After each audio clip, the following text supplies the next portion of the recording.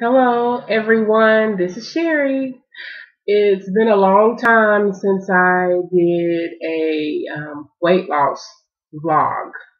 Um, I started having problems again with my sciatic nerve, and those of you who've ever dealt with that type of pain, it's like one of the worst pains ever. It's like you could just be walking just as normal, and that pain hits you in the back of your thigh, like from your butt on down to your thigh, and my pain goes all the way down to the back of my calf and my knee and all back there. And so I've been dealing with this for it's been about a year now, but I think I have really figured out how to deal with the pain, and not even deal with the pain, but to not have to deal with the pain. A lot of times, I took the stress management class last semester, and the book, it was just so wonderful because you would have thought that you were in some kind of new age, class that just talks about the mind, but there is a really close relation to your mind and pain. And the book said something, and when I read this, I totally agreed with it because I was like, it's on point. When you have any type of illness, sickness, pain, or whatever, it all begins in your mind. It's like you cause that pain to happen to you, is actually what the book says. Now, people that's going through pain and severe pain and stuff, they probably won't understand this. But when I read that, I said, you know what, that is so true. Because I'm going to tell you, I'm on this gratitude thing right now, and I have been for such a long time. But anytime I don't give thanks, I'm just hurting all over. When I'm in my mind, when I'm in my head, when I'm in my feelings, nothing goes right. Nothing, not one thing goes right for me. And the first sign that my mind is not clear, my heart is not clear, is when I feel those pains in the back of my leg. And a lot of times is when you get in your head, that affects your body. So that's why I totally understood what that particular chapter was all about. So anytime you feel any kind of pain, go to your head, because something is going on up there and that you need to clear your mind. You need to release it because it's hurting you. It really is. And I do understand that. So as far as my sciatic pain, I hurt myself in August of last year trying to move. And to be honest, it was just a lot of stressful things going on. You know, you know, relationship with family members were not as good as I wanted them to be. Matter of fact, they were horrible. My grandmother, the love of my life, my beautiful grandmother, who was really like my mother, oh my God, my best friend, she died. And so we decided to move all the way from Arkansas to Maryland. And we decided this in like a few months. I had 18 hours in school. It was just too much. Too much at one time. So I can understand how the moving wasn't what hurt me. It was everything that was going on in here. It was like, I lost my best friend. Relationships are so ugly. I'm just ready to go. I'm just ready to go. So when I hurt myself, I was down for like 3-4 months at a time, just in the bed, taking drugs, just sleeping. Messed up so bad in school. I brought my 4.0 grade point average down to a 2.6. And that hurt me so bad because I'm like, I want to be valedictorian. I'm going to do this. I'm going to do that. And I had done this all of this time, 4.0, and then now I'm down to 2.6. So again, This semester, I'm doing 18 hours. Again, this semester, I start hurting like crazy. Like, it's just crazy, crazy pain. And so I said to myself, I'm not going to allow this to stop me. I was doing really great, going to the gym every single day, eating the best that I could. That's all in my mind too. I've just made a decision that I'm not going to allow anything in my mind to control my life.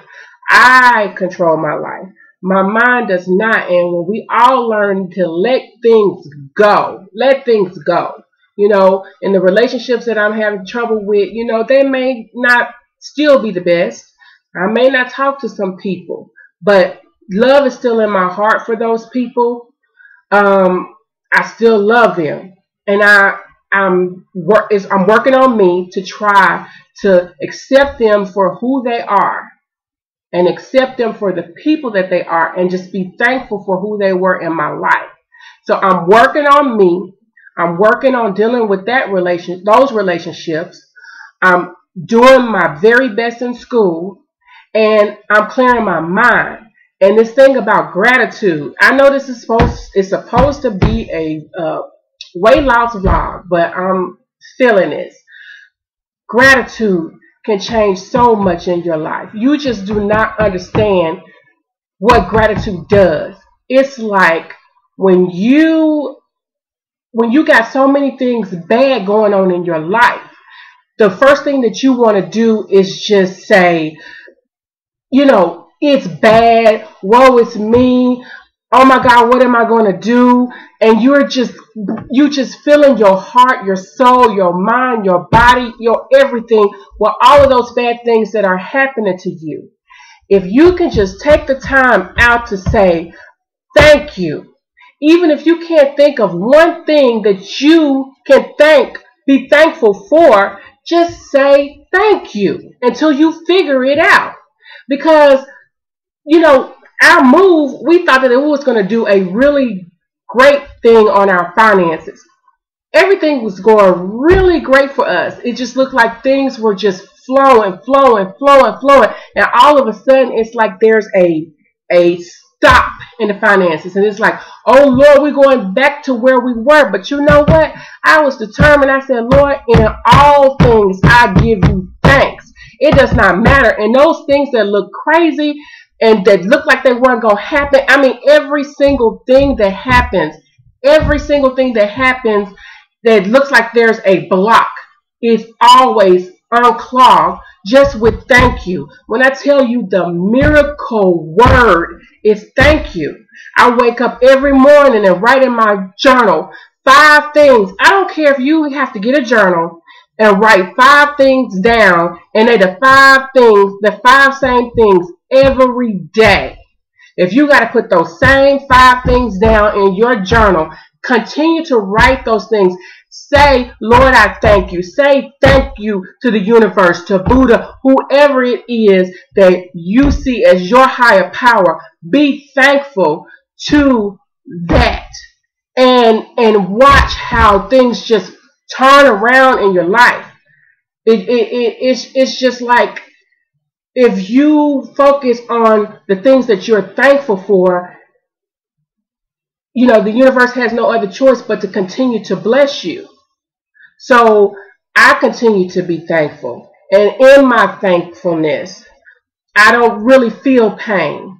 In my thankfulness, I'm succeeding at school. In my thankfulness, things are turning around for us miraculously that we don't even understand.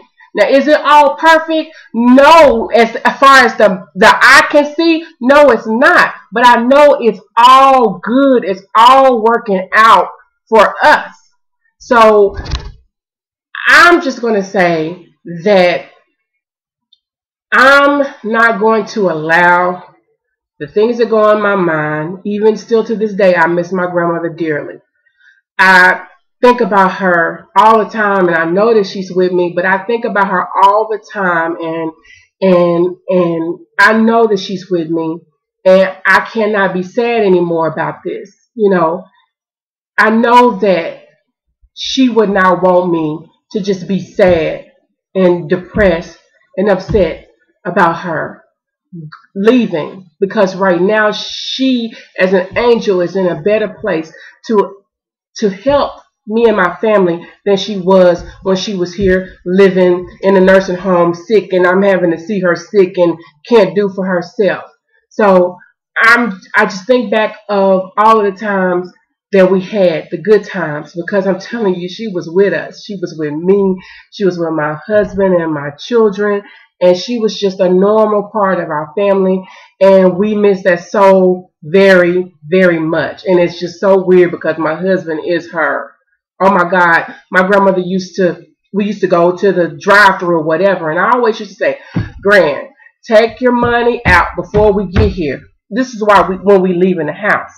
Take your money out before we get there. Every single time she wait, I done ordered the food. We up at the window. She digging in her purse, and she had like these 5, 10 bags, these Walmart bags or whatever, going through them with a whole bunch of papers and stuff in it, and she rattling. And I'm sitting there so embarrassed. To this day, I tell you, I still go through that. My husband has this backpack that he rolls around everywhere he goes.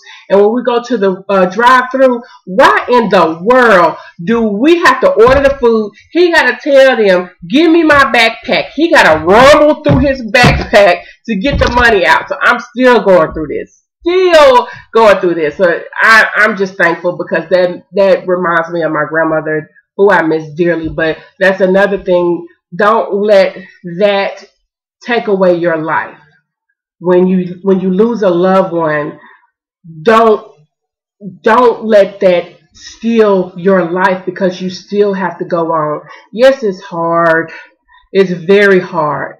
But try your best to feel that loss, but at the same time feel that love. And eventually you'll be able to move on. But do not let that be your excuse for not succeeding in life, because that person now is your angel, and that's the person that is watching over you. Who knows you better than that loved one to say to the Father, okay, I know she needs this. We need to make sure this happens for her. This is your angel working things out for you. And I know that that's the reason why so many things are working out on my family's behalf. But I'm going to say this to all of the people that watch me for, I don't know what reason you will watch me. I know a lot of times people watch me on my husband's page, and we were doing couponing. That we will eventually be getting back into couponing. It's just a lot of stuff that's been going on. But for those who are watching me for the weight loss, I see a lot of people sometimes watch, but you're not subscribing. Go ahead after this video, just click subscribe, because I'm going to go ahead and I'm going to do this. But it's a process. You know, people don't understand weight loss. See, I'm not at the point where I'm so upset about my weight that I think that you know, it's just something that I have to do because I just hate how I look. Because it's really weird, you know, when you see me, you seeing the finest thing, baby, I think I'm the bomb. I'm sorry, I just do. You know, years ago, I was just really depressed, totally depressed, because I was fat. And I remember my pastor saying and calling me out and saying, baby, what is wrong with you? Why are you so depressed? Telling me, don't you know you're beautiful? And I actually shook my head no, because I did not see beauty. And those words that he put into me 14, 15 years ago, after that day, it changed my life. And honey, I don't care how big I get, you cannot tell me I don't look good. And that's another thing, women. If you are overweight, even if you don't like what your body looks like, what does that have to do with your face? What does that have to do with your head? What does that have to do with the way you dress? I mean, if you're not going to do anything about it, you know, because I know it's a struggle to try to do something about weight, because that is something that I deal with. It's not something that I'm upset about again, but it's something that I deal with, and I know that it is really hard to lose weight. But my whole thing is, you can still look good. You don't have to look all ugly. You can do your hair, you can buy you a wig, you can put your makeup on, you can put nice clothes on, and you can smell good. Baby, you can do exactly what these little women are doing, what these smaller women are doing. I mean, I can catch the eye of just as many men as the normal person, because when you have that confidence and you carry yourself the right way, it doesn't matter. You are attractive by your spirit. I mean, about how you carry yourself. You don't have to go around looking ugly. It's just not. I mean, we as women have to do better. We as overweight, obese women, we have to do better. You can look good. You can smell good. You can feel good. But I understand, like I was saying, I understand the struggle. I understand the struggle of losing weight. I understand that it's not the easiest thing to do.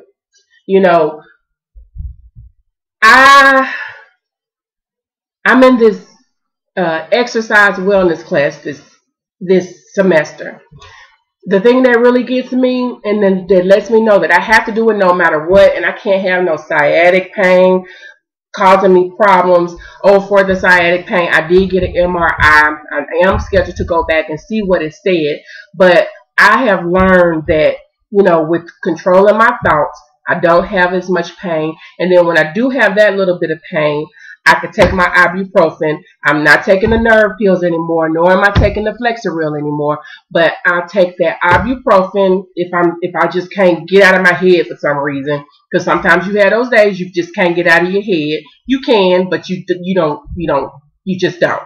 Anyway, I can control it with that. And then I also found out exercising, I don't feel nothing. It's like I feel so much better. That is so weird. I'm like, you would think that I would be hurting, when I'm hurting, going in and doing the treadmill or doing the elliptical. But no, I feel so much better when I exercise. But as I was saying, I'm in an exercise wellness class, and the first part of the class was talking about childhood obesity. And my son, when we were living in Arkansas, he had a lot of problems with children being very mean to him. Now we're here, and it's like the kids are just totally different breed. They don't pick on him for his weight. They accept him for who he is, and he just really loves it here. And I just want him to know, because I read in the book where, your kids take after you.